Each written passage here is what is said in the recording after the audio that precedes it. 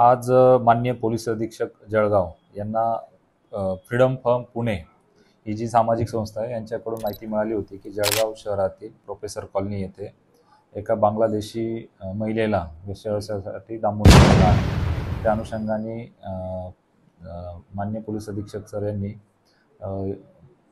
Police निरीक्षक स्थळ भूषा यांना तसेच पोलीस निरीक्षक जिल्हा पेठ यांना कारवाई करण्याच्या सूचना दिल्या होत्या। त्या अनुषंगाने सदर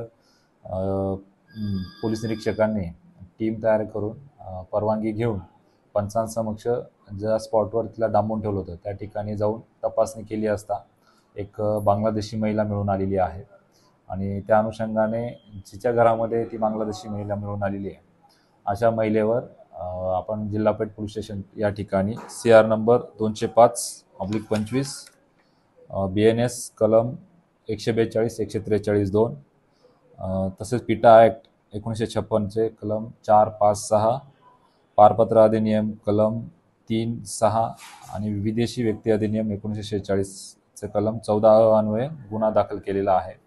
सदरचा गुन्हा हा महिला police head constable Ashwini Savarkar यांच्या फिर्यादीवरून दाखल करण्यात आलेला आहे। सदर महिला यांना आपण ताब्यामध्ये घेतलेला आहे आणि त्यांची पुढील कायदेशीर कारवाई पोलीस स्टेशन येथे चालू आहे।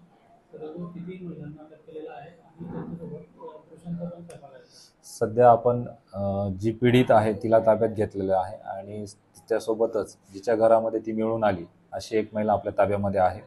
त्यांच्यावर कायदेशीर कारवाई करण्याची प्रक्रिया सुरू आहे।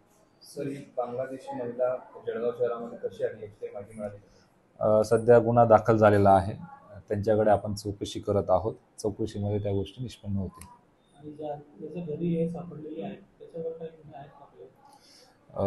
तिच्यावर देखील या अगोदर त्या महिलेवर गुन्हे दाखल असल्याची प्राथमिक माहिती आहे।